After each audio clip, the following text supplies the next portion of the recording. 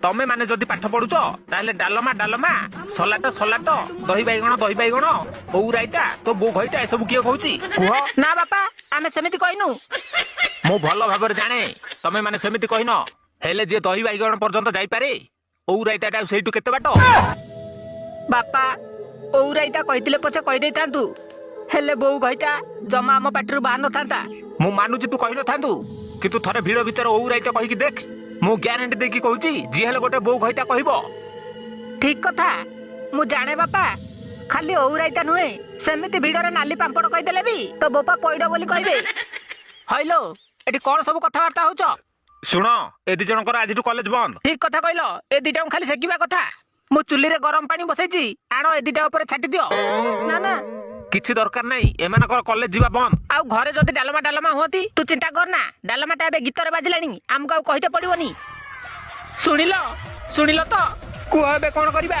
ବାଳଟେ କରିବା। ଶୀତ ସରିକିନା ଖରା ଆସିଲାଣି, ଏଥର ତାତିବ ଗାଣ୍ଡି। କାହାକୁ କୁହ ମୁଁ କି ଦୋଷ ଦେବି, ଆପଣା ସୁନା ତ ଭେଣ୍ଡି। ଓ ହାଏ, ଶୁଣ, ଆଜିଠୁ ଆମେ ଆଉ କେହି କଲେଜ ଯିବୁନି। କଣ କହୁଛ ତମେ? ଆରେ ଲୁହାଟା ଏବେ ତାତିଛି, ଏଇ ଟାଇମରେ ବାଡେଇ ନେଇଗଲେ ବହୁତ ଲମ୍ବା ହେଇଯିବ। ତୁମ ବାଳିଆ କଥା ବୁଝି ହଉନି, ବାଗେଇକି କୁହ।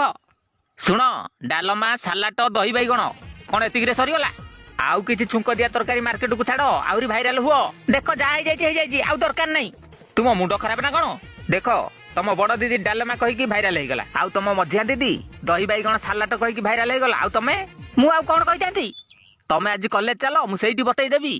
ପୁରା ଆଗ ଧାଡି କ୍ୟାମେରା ଆଗରେ ଠିଆ କରିଦେବି। ଦେଖ, ମୁଁ ସେସବୁ କହିପାରିବିନି, ତମେ ଦୟାକରି ଯାଅ, ନହେଲେ ମୋ ବାପା ଯଦି ଦେଖିବେ ତମ ଚଢି ଚିରିବା ପର୍ଯ୍ୟନ୍ତ ପିଟିବେ। ଏ ଚିରିଲେ ଚିରନ୍ତୁ, ଏମିତିରେ ଚଳିର କେତେ ଦିନ ଯାଉଛି ଯେ ଡରିବି।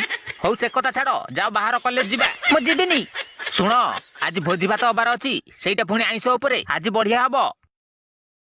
ଆଜି ଭଲ କି ଚିଲେଇବା, କହିବା କଲିଜା କଲିଜା, କରାଟ କରାଟ।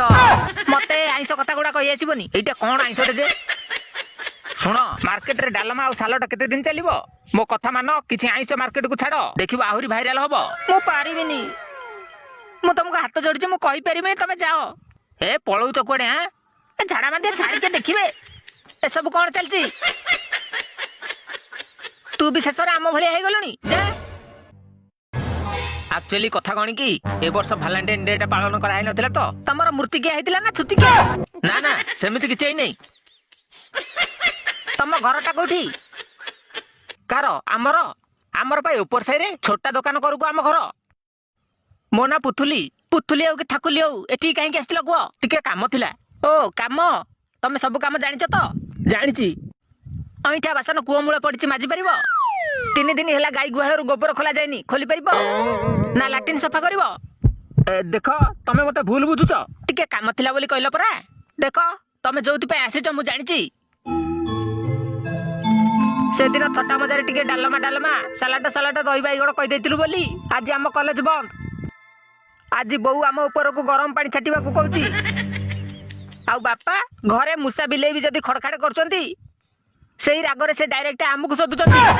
ତାପରେ ଏ ମିଡିଆ ବାଲା ଅଧେ ରାତି ପାଇଥିବ କି ନାହିଁ, ଆମ ନାଁରେ 12 କଥା କହିବା ଆରମ୍ଭ କରିବେ।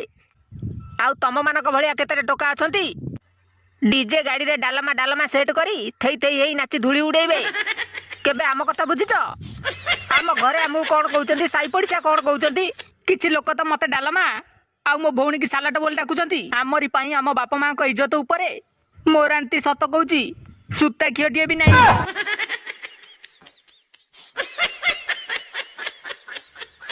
ଗୋଟେ କଥା କହିବି, ତମ ମାନଙ୍କ ଜାଗାରେ ଯଦି ମୁଁ ଏବେ ଥାନ୍ତି, ଆମ ଏଇ ଓଡିଶାରେ ବାଇଗଣ ଛେଚାରୁ ଆରମ୍ଭ କରି ବିରିୟାନୀ ପର୍ଯ୍ୟନ୍ତ ଯେତେ ତରକାରୀ ଅଛି, ଦିନକୁ 4-6ଟା ତରକାରୀର ନାଁ ଡାକି ଡାକି ତାକୁ ଭିଡିଓ କରି ସୋସିଆଲ ମିଡିଆରେ ଛାଡି ଦିଅନ୍ତି।